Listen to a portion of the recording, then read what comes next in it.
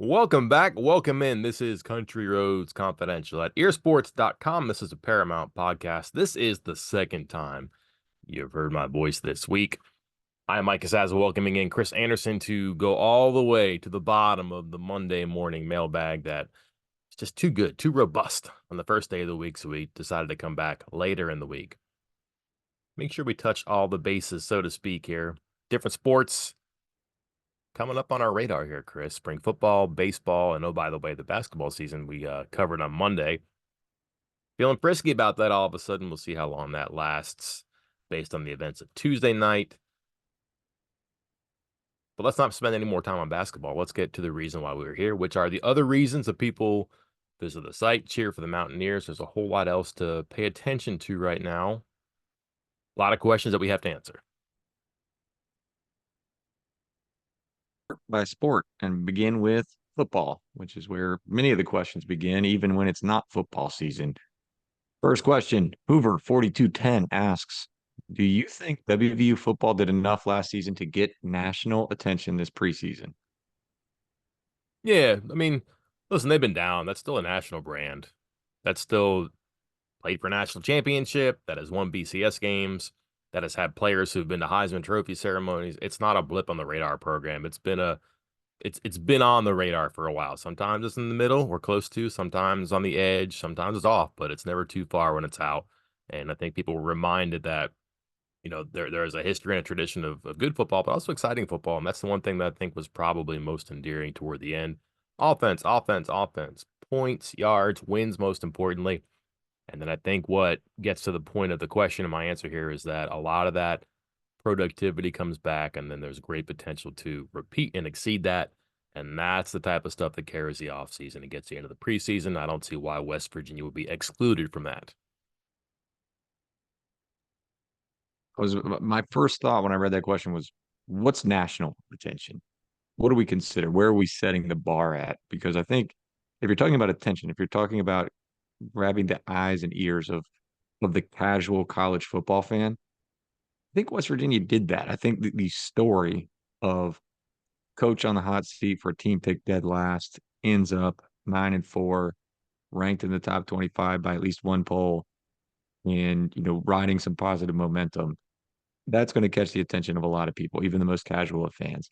And I think it can carry over again with this spring and into the preseason. I imagine as we get closer to the season, you will see more people come around and rank WVU in their preseason top 25 polls, especially if WVU can add via the transfer portal later, which we'll get to in a bit because that's another question on this mailbag. But I think they're in the national conversation again. We're not talking national championship conversation. We're not talking even national playoff conversation, but they are murmured about on ESPN. They're on the bar. They're at least in the picture again. And like you said, it's not some one-off thing. They have been plenty of times. And I think there's the potential for them to be again. Next question comes from, let's see, here's a couple questions, both of them pertaining to the assistant coaching staff, Mike. Let's see. Rebels 52 asks, with the coaching carousel still going on, Harbaugh on his second interview, grumbling. Are there any grumblings of assistant names being thrown out for vacant jobs or joining new staffs? Mike, any thoughts on this? Anything you're hearing? Yeah and no. Like, they obviously have the ongoing search for Dante Wright's replacement, which, as we've said before, not necessarily going to be a safeties coach. We expect it to be somebody who does outside linebackers or edges or something like that. That's going to make Jordan Leslie in a different role if the plan goes that way. We've heard that's the scope of the interviews that they've conducted.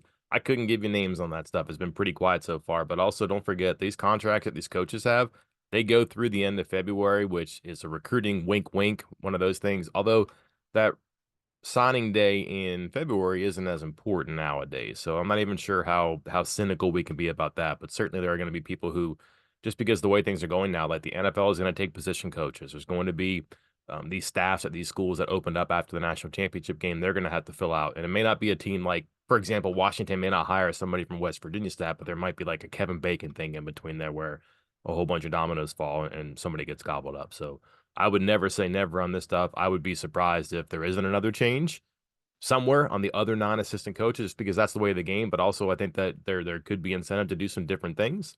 You also have contracts that are up. I have not heard about them being extended or renewed yet. Working on that. So then, that just the odds say that's going to happen. But yeah, just the volatility of the off season so far and the chain reaction that can happen. You certainly could see something that washes up and hits the shores of WVU.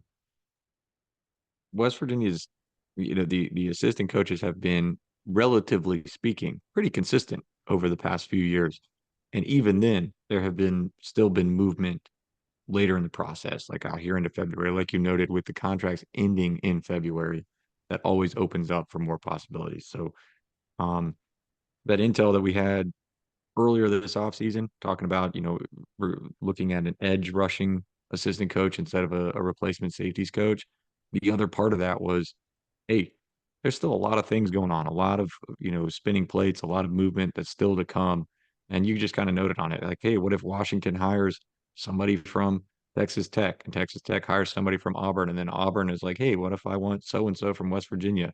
One of those situations. It's not necessarily Washington or Alabama or one of the teams that just opened up looking for a WV coach. So it could take a while for things to fully come to a complete stop. Yep. Um, WV2323 asks, have you guys heard whispers of the Penn State game being moved to Thursday? Can you check with some capital P people? So I have, I believe that has been discussed, but it's also one of those things about when you, hey, would you like to be week 0? Would you like to play on a Thursday? It's like, would you be open to that? And the answer is almost always going to be yes, because you get a primetime TV spot. I have not heard that they're moving the game. They might. We'll know. I think the schedule's supposed to come out next week, is what I heard. In conversations about this, that stuff does come up. The person I spoke to, when I spoke to that person, did not say that was going to happen, but this happens every year, Chris. Like it's made for TV, and if you can pull a game that's on Saturday and put it onto a Thursday, and you give a team plenty of notice, that's fine with them. It doesn't mean it's going to happen, but it's, hey, would you be interested in this if it was possible? Yeah, of course I would. Like, why would you not want to open up at home against Penn State on a Thursday night, whatever? I think that's something that just gets discussed everywhere. I don't think it happened last year with West Virginia at Penn State because that was the first Big Ten game nighttime primetime NBC feature. But in most years, you're going to have conversations like that because TV is always looking for their options. One quick note on this, and then one question for you, Mike. The note, that's Labor Day weekend for Yep. everybody wondering. So there is also, in the world of college football, they not only move it to Thursday, but then also go the other direction and end up having games on Sunday and Monday. So Mhm. I'm not saying that's what I'm hearing with West Virginia, but there's more movement, more variables than normal. Um, I would think we're going to get a definitive answer on that when that schedule releases on January 30th, but don't hold me to that. Question for you, Mike. Mhm. Do we know what channel yet, or who has the option to have that channel? I would think it has to be an ABC, ESPN. Right, because Big NBC 12 got it game, last time. right? Right? Yeah. Okay. I would think so. Just to go to this here, your week 0 games right now, there's just 3, Chris. Tell me if you would watch Penn State, West Virginia before, during, after Montana State against New Mexico, Eastern Illinois against Illinois, or Florida State, Georgia Tech. That one's in Dublin. And then your Thursday games, most notable here, I'm just like picking out this one here. North Carolina at Minnesota is the only Power 5 game. The other ones, let's see, UCF plays on a Thursday, Utah plays on a Thursday. I got a lot of Big 12 teams on a Thursday, Chris. So you want to do that to your brethren? Friday, Elon at Duke. Not great. Maybe you fill out your Friday schedule. Sunday, Monday, that's going to be interesting. Right now, the only one that's actually booked is going to be LSU USC. That's in Las Vegas. So that Sunday's interesting. That Friday's interesting. Saturday, you're in there. There's a lot of games that are high profile on that August 31st date. So would you pull West Virginia? Would you pull West Virginia, Penn State out? Maybe, but some of the other ones that you could, and I don't know if these games are contracted or if it's even possible. Like, I don't think you can move Clemson, Georgia. don't think that you could move that one because it's too big of a game. And then your other games that are just notable, there's just few and far between that are Power Five, Power Five. Like there's no matchup against ranked teams. So that's as good a candidate as any, I guess, if you're going to do it. Like there are other ones that are um, sneaky good Power Five. Let's call that West Virginia against a ranked team, Penn State. You're going to see different ones like that. I'm not sure that any of them are better. Like Miami, Florida, that sounds great. Would you play that on Monday night? Would you play that on Friday? I don't know. So there's a good chance for West Virginia if they are serious about moving somebody out of there. But like Notre Dame, Texas A&M would be interesting too. Question from Salty Dog 8159. WVU pulled in some pretty good gets in the winter transfer class. In my opinion, they still need some help in the secondary. Do you see the same need, and how important are additional ads if the answer is yes? Oh, yes, and very. Okay. And I'll leave it at that. I'll WVU do Champs everybody a for treat. Life also asked a similar question. So yeah, I think we need to discuss that. Is it the secondary? That's where we're still focused here for West Virginia. They had two, and now they don't have two. And you've explained some of the Taj Rael and Josh Minkins dynamics. Go check those out. I think you'll be more enlightened and less frustrated if you don't have all the answers because you'll have them then. But they had to and they don't. I listen. I'm doing this goofy two deep exercise every time that the roster has a fluctuation because of a transfer in or a transfer out or a decommit or whatever. I have no idea who and what they're doing at the spear, and I haven't really figured this one out. But I wonder if the coaches have either. And if this is going to be like a nickel slash Sam, which is what Neil Brown explained, I don't know who on the roster does that, which means they have to go out and do that. So could they have one of their corners play that spear as like a nickel? It's not going to be the spear as you knew before. I don't want to go into this whole 3-4 thing again. I don't know who that would be. Who's going to be their Sam? I don't know who that's going to be. Like they're kind of thin on linebackers and they're kind of thin on cornerbacks, but they also had two safeties that they no longer have. So it would seem to me that I don't know how many numbers they can actually pour into this, Chris. And you can explain this, but if they could get someone, and it might be two people, to either play the spear or play another position that allows them to redirect a current player to spear, that would be good. And also, yeah, you're going to have to get some depth at safety. And the other tricky part here, and maybe it's kind of forcing it not to be tricky. I'll explain it in a second, but they might be out of official visits. We've put the math on the Yeah. board for our VIP members, and they had changed the rule temporarily, which I'm assuming I haven't seen the ruling become official yet, but all my sources told me that it was likely to become official from it used to be 56, and then you could roll over up to six more from the previous year if you did not use them. So if you used 50 the year before, the next year you could have up to 62, for example. Hmm. They changed the rule, made it a flat 70. By my math, West Virginia's at 70. They're there. Like, and that's it. And I think that's why you're not seeing official visits these last couple of weekends in January. That number does not reset until April 1st. So West Virginia, at best, maybe has one or two visits. Like again, there's some variables in there. Again, I broke it down for our VIP members, but I think they're out. And if they are, they have to wait till April 1st, which is not that big of a deal because the transfer portal is not going to open back up to people outside of basically Alabama and Washington until after that window anyway. It's after what is it, the end of April, beginning of May. So that's fine. And that's when I think you're going to see a rush of a handful of visitors. And you can still find very good players on there. We've gone over this, I think, in our 3-minute video a couple weeks ago. Here are some guys that committed to West Virginia after that window, after the official visits reset. All-American Beanie Bishop, Tyron Bradley, who split time almost like a starter at Bandit, starting safety Anthony Wilson, Tomi Durajaye, who, well, made a pit stop in Morgantown before going on somewhere else. And then EJ Horton and Noah Massey, who again didn't make that big of an impact or any impact at all, really. But again, the guys that they were adding late in the process. So it is still possible and likely that they will add some good players here later in the spring. Could you play Trey Lathan at Sam? Or is he one of those inside linebackers? Hmm. I mean, I was on the fence. I would be on the fence about that even before the injury. And I think now with the injury and you're asking him to be even more kind of side to side and mobile, that's tough. Yeah. That's tough. So now I'd like to keep him inside. you might have a number of inside linebackers now, which is great.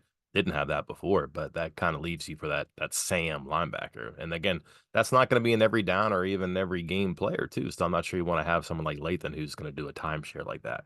Also, going back to those Saturday matchups the first weekend, they can't move Clemson, Georgia. That's a contracted game in Atlanta, the Chick-fil-A. The only other games that I think are even comparable to Penn State, West Virginia would be Notre Dame, Texas A&M.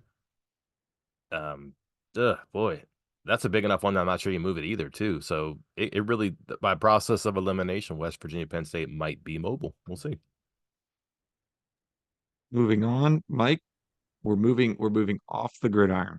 We're moving to the non-revenue sports. So let's begin with the question from Chestnuts, who asks, which non-revenue sport at WVU do you guys, talking about me and you, follow most? And what non-revenue sport do you think ear sports should cover more? Mike, Uh, what's your favorite? Again, I'm going to keep it all very brief here. Baseball and baseball. I'm on the same boat, baseball and baseball. I've given my spiel about coverage before. We have tried other sports. I have paid people to go to sports because people say they want that coverage. They say they want that coverage, provide that coverage, and then nothing comes of it. I think I gave the example on the board one time of how I used to work for a vending machine company, and it was like the clients who would say, "Hey, can we get some healthy options in this snack machine? Give me some healthy options." And then we put the healthy options in, take out a couple things of Doritos and stuff, come back, all the Doritos are gone, and the healthy options are still sitting there stale and expired because no one touched them. Like, but I'm with you. Baseball has changed. People have fallen in line with baseball. They love it and they are interested in it. You have seen an uptick in our coverage of baseball, and that will continue this year. So, look for some more of that, Can I, which I'll leads us right in. Huh? let me add on to this too. Bowl soccer programs very good. They're in the shadow of football in the fall. Yep. Women's basketball good this year in the shadow of men's basketball. The thing about baseball and why Oliver Luck invested in it was that it was that second cut sport that could be a bridge from a basketball season to a football season. It's really by itself, and you had to, so to speak, if you build it, they will come. They built the baseball stadium, they invested in it with the coaches, up the scholarship allocation, all that stuff, and it's turned out to be very good. But also, like that's the diversion. There is no distraction from other sports or other arms reaching into the fan interest there. So it's kind of on an island by itself, which is really good. And by the way, they've been successful, and there's a lot to like about what they've done and where they're going. So I think it's just an easy thing to answer this question too. And I pay attention because one, grew up playing baseball, but also uh, wife's had season tickets behind the dugout for years, and I get to go every so often with her friends that go to the games. It's a lot of fun. Like they play exciting baseball. The Big 12 is good. I think a lot of people can identify that. Like we've had the whole Maisie ball label for a while, but that's just because they found ways to win that are exciting and effective. Similar to, what's the identity of this offense for the football team or the defense for the basketball team? You have all these conversations. Baseball's been identifiable too. I think when a lot of times you can put your finger on something and you can identify it, but also talk about it with your friends or critique it on message boards or conversations. It just makes it easier to follow a sport. I think that was a nice way of trying to get your wife a job on site, Mike, right there behind the home plate, huh? And the other part about this is too, there are people who are much smarter about wrestling. I dare say baseball, certainly probably football and basketball too, but there are people on our site who know the ins and outs of these other sports Hmm. that I'm never going to pay them, but I would pay them to read their thoughts on this. You know what I mean? Like they pay us to come to our site or they subscribe or they're on our site posting this and that and being conversational. And I learn a lot about wrestling, for example, by reading what people say about this. And that gives me a better way to do my fandom, I guess, or my observation here. Why fix it if it's not broken, Like let these guys keep doing their thing. If you chime in with some wrestling input you have or some baseball input you have, it helps people like me for sure. Speaking of baseball, the big dude asks, what things are you looking at this year to consider the upcoming baseball season a success? Portal, I mean, right? okay. Is that as simple as like every sport right now? But they've had a good thing going with baseball, and the hardest thing in baseball is to have the right number and the right calibration of arms on a pitching staff. I think that's my experience from watching it from up close or afar. And they've invested in like mature arms for front end, middle, back end for a while now, a couple seasons in a row, and they've been rewarded for it with guys who came from other schools and gave them wins and innings and were backbones of pitching staffs, whether that's a starter or a closer or somewhere in between. And in the meantime, they've recruited young pitchers really, really well. It's very hard to pitch as a freshman, and especially like if you're stretched out. But if you get those guys to buy in and be program guys, and by the time that they're redshirt freshmen or true sophomores or redshirt sophomores, whatever, sometime, fall, spring, summer, all that stuff, you go to the wooden bat leagues, you get a lot of pitching in, you're seasoned, and you're going to be like a Ben Hampton kind of guy. That's okay. So if you can get the mature arms from the portal and you can develop your young guys who have the talent, that's why you recruit them from high school so they can fill in the gaps. You have fewer gaps to fill and you have more talent in the vacancies that exist or no longer exist. That's the way to go, and that's what they've been doing. Like their brand of baseball on offense is what it is. I think it's replicable, but the better your pitching is and the deeper your pitching is, and it seems like they've zeroed in on a plan that so far has worked and should get better and better as they get more successful. And I just don't see a great shift when they transition from Randy Mazey to Steve Sabins. With you on all this, and I think if the question, I wasn't sure how to read this question about what's going to make them successful or what end result would be considered successful. Are we, or is WVU at the point where we, you and I, media, maybe fans too, expect postseason play for it to be considered success? Is the program at that point yet? I would think so, right? I mean, they've hosted regionals, they've been to regionals, they just won a regular season championship, shared it, but still won it. That's all stuff that you were kind of thinking that would be maybe once a recruiting class kind of stuff, or might happen, once every couple of years. But you're stringing these things together now, and you're narrowing the gap between achievements. Sooner or later, I'm not saying it has to be an every year thing, but you should certainly be competing for a spot in a regional. You certainly should be competing for an upper tier finish, not even upper half, an upper tier finish in the Big 12. They got a lot of resources, and they've had returns on investments too, which is healthy. I don't think that's an unreasonable expectation. Demand, I don't know, but like, what's wrong with expecting postseason baseball? Nothing, nothing at all. Next question. Do we have, this is from Philip Smith 12. Do we have any idea what the pitching rotation is going to look like this season? No, speaking of mature arms, right? I Yeah. like this because again, they've just gotten guys, and you're going to need a Friday, Saturday, Sunday guy, and you're probably going to need two midweek guys because maybe one of them has to go to the Friday, Saturday, Sunday, and maybe you're spinning different guys in your midweek. So you're going to need like 5 or 6 starters, and I don't know if they have 5 or 6, but I don't know if they don't have like 8 or 9 either. So we'll see what they do on that. I know they've gotten some guys from the portal that should be helpful. I'm trying to think of the guys' names here now. Oh, let's see, I got Derek the list of Clark. them if you're ready. Well, Yeah. I'd like. Oh yeah, let's go this. Like Derek Clark could be the one that I'd look for. I think he's going to be the guy who gave him a lot of innings before at Northwood University, but was like something like 15 games above 500 with a pretty good ERA. But again, in the Big 12, no. But that's a mature arm who could probably come in and give you a bunch of innings. I'm trying to think of who else here they brought in. Aiden Major is an incumbent. That's a guy who's big, has some experience, not unfamiliar with what he has to do. I think that would be healthy for them. Chase Meyer, right-handed guy, kind of like a lot of tools that came in, younger guy, freshman. So you run the gamut from like transfer to kind of like somewhat of a veteran to a freshman. There are people who can come in and give you things there, but like there's a whole bunch of people who fit that description of a transfer, a returning guy, and a new guy. There's a lot of options here, I think. I don't know they haven't narrowed down to who they want, but they have a pretty big pool of possibilities. And like Gavin Van Kempen, that's a guy who has all the pedigree and all the tools to be a starting pitcher, but just didn't click last year for him. But what type of growth does he have in the offseason? Really talented player. Him and Major, two incumbent guys. That'd be interesting to see what happens. And then, if that transfer class, I'm trying to think, who's the guy from Morehead State? Luke Lyman. Yeah, Luke Lyman. I'm not sure he's a starter though. I think he's been a reliever his entire career too. So Yeah, and that's where I think it gets kind of, hey, how far are we going in the starts slash, just putting out pitchers kind of thing? Because looking at the numbers, last year I believe it's 4 out of the top 5 guys as far as innings go are gone from West Virginia, with only Major, I believe, in the top 5 from last year as far as innings. So they've tried to add to that. Their signing class had several pitchers. Their transfer class, it was 8 transfers and 5 of them were pitchers. hmm. As you noted, like I think Clark is really the only one that was a full-time starter. Some of the other guys came out of the bullpen. Some of them went bounced back and forth, but that's normal. Like, go look at West Virginia's stats from this past season. There were only two guys that you were like, that's a definitive full-time starter, and that was Traxel and Hampton. Everyone else bounced back and forth, made a bunch of appearances out of the bullpen.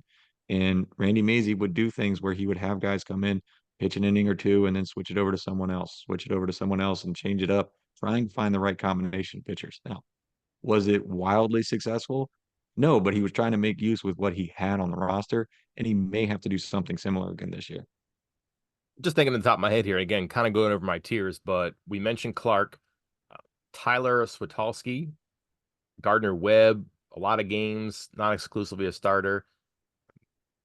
Who was the guy from SIU? Yeah, Hayden Cooper, another veteran guy. Like those are three transfers. Could they be starters? Could they be weekend starters? Could they be mid-weekend starters? Don't know. And you got again those returning guys. We mentioned Van Kempen, Aiden Major. You have a young guy. I think there might be reluctant to stretch out a starter as a young guy unless he's going to be like that guy who gets you 3 innings on a Tuesday or Wednesday just to get pitches and some work in. But again, a lot of options too, and that's part of this too. You can use those midweek starts to get you a guy who can get you outs, who could start a game, who could turn over a lineup. Those midweeks are going to be valuable too. And if they can settle into their Friday, Saturday, Sunday, whether it's three transfers, that would be interesting to me. Could it be Clark, Cooper, and Switolski? Could they get a Major or Van Kempen in there? I don't know, but how they manipulate who pitches in the week and during the week, and then can they be back end or weekend or tournament guys by the end of the season? Um, a lot of pieces, but certainly a puzzle they have to figure out how to put together too. All right, switching over. This one's from Pats fan 1993. He's asking about he says, I'm not familiar with women's basketball recruiting, but how is the women's basketball team recruiting going for West Virginia? If the current success continues, can we expect an uptick in caliber of recruits? Mike, I've done some research on this because, well, quite frankly, I don't know much about women's basketball recruiting. Yeah. Just don't. So I'm going to, as you noted earlier, with like some of the other sports with the wrestling, I love hearing from the guys on the board who follow it and know a lot about it. I never wrestled, so I didn't know much about it, and it's great to read it. I am going to, you will basically never hear me reference another ranking system because, well, that's part of our job, our company, 24/7 Sports, CBS, Paramount, whoever else is in charge of us right now. Um, we have our own ranking system, but not for women's basketball. So I am leaning into this from ESPN and Hoop Girls recruiting rankings from the ESPN women's site. All right. And West Virginia has two four-star top 100 players in this 2024 recruiting class, according to their rankings and their commitment list. So, I mean, I don't know what we compare that to, but if you're getting two top 100 players and say you're getting two or three kids per class, I mean, you're talking essentially that's a top 25 caliber haul. Hmm. Um, on average with those two players, Jordan Thomas from Hebron High School in Texas, and Destiny Agubada from Santiago High School in California. 6-foot wing and a 6-foot three-post player. So I hope that answers some questions there. I wish I had more for you, but that's as best as I can do right now. Yeah, I'm curious about him in the portal too. Like obviously he had to do that this year, and I wonder how much of that'll become a regular thing with him because I think in recruiting his style, offense, defense is I think he could find traits that maybe other people aren't looking at those players, but he sees some things, some combination of things that will work, and that might make him easier for him to pick the players that he wants. But also in the portal, it's the same thing too. Can he find someone who's good at this or good at this and will fit a need or can fit into the scheme on either side of the floor? And again, this is somebody who may be a high ceiling player that just people don't notice about. We'll learn more about that across time, but so far so good, right? Yeah, absolutely. And the next part of his question was about whether the transfer portal was as important for women's basketball as others. I am looking at, and I want to give credit here to people who are doing the work. Women's basketball blog.com. They keep track of all the players in and out, the total numbers here. And according to this, there were 1,221 players that entered, women's basketball players that entered the transfer portal. 216 of them from quote unquote Power Five schools. So not quite the same numbers as men's basketball, certainly not the same numbers as football, obviously with more players in football, but it is like it is for every sport, increasing in importance. moving on to the next question. What else we got? They're taking us all over the place. Um, see, we're getting off WVU question here, real quick, from Air Force 88. Hmm. Mike, make your pick for the AFC, NFC championship winners and your Super Bowl champs. Ugh. Want to see the Lions and the Ravens, Okay. just because I think that would be a lot of fun. It'd be something different that we haven't seen. It's hard to really bet against Mahomes. It just is. Like that guy's not going to screw it up. He's going to make the plays. They're going to get some breaks, let's say. And I don't think that it's a big deal that they're going to have to play in Baltimore. Curious about the 49ers against the Lions. 49ers, some injuries, like they don't have Debo Samuel. That could be interesting. I was kind of concerned about Brock Purdy turning into a pumpkin, but that would also be my fear for the Lions at large and also Jared Goff. So now you're just looking at who has the best this and the best that. Like the best player is Mahomes. No offense to Lamar Jackson, but like just across time, I wouldn't go against Mahomes. And it'd be hard for me to pick the 49ers, but I'm going to kind of go upset there. I just kind of like what I've seen from the Lions so far. So give me Lions against the Chiefs, which is combination head and heart. I'm in the same boat as you. I want the Lions. I want them to get there. I want them to win. I would love to. I like to see those teams that struggle for a long time finally break through. I just don't know. Like you said, the head, heart are competing here. Um, next, what was the next part of this question? Oh, Swifties or not? Is a big Swifty contingent in your house? Yeah, yes. Okay, just checking. Same I, here. I Same only here. live with one other person, but yes. Yeah. Yes. My wife is always, oh, ooh, ooh, I want to watch this Bills Chiefs game. And I'm like, oh, you do? I'm like, yeah, yeah, yeah. Is Taylor Swift there? I'm like, "Okay." So, yes, same. I'll give her Um, this. I respect the absolute dominance of the media. yeah. Like music industry, now sports, like she's got the whole thing covered. That's not easy to do. Like she's pulled off a double play that's impressive and maybe it's not like a Kardashian thing too. Like there's something that's kind of likable about her, whether you like her music or not.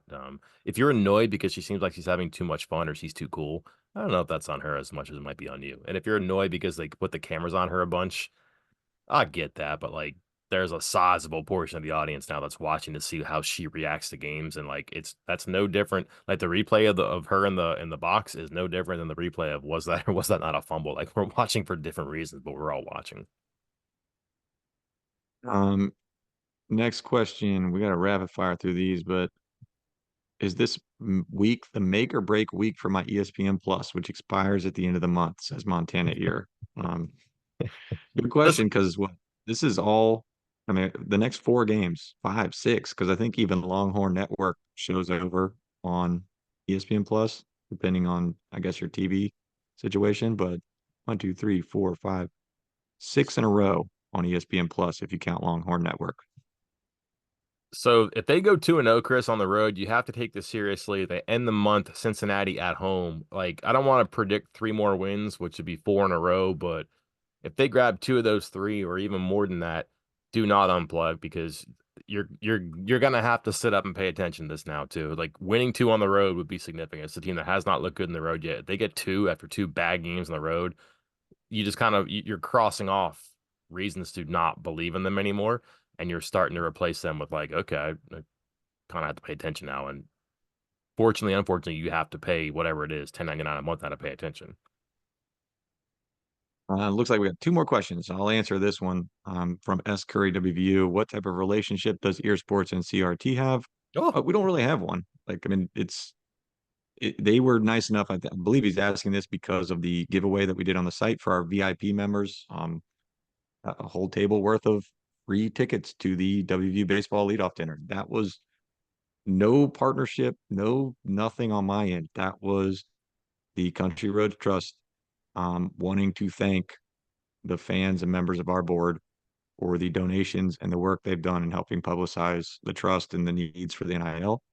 And I just helped facilitate the giveaway. So I mean, I guess you can call that a relationship, but there is no, you know, no trade off there. Just they were being kind to you guys, and I just helped facilitate it. So, we have access to them. We have questions when we want to write a story, when they have ideas. Like the phone works both ways. No problem talking to them, listening to them hearing from us too. So I would say it's highly cooperative. And probably most promising. There's a lot of room for growth, right?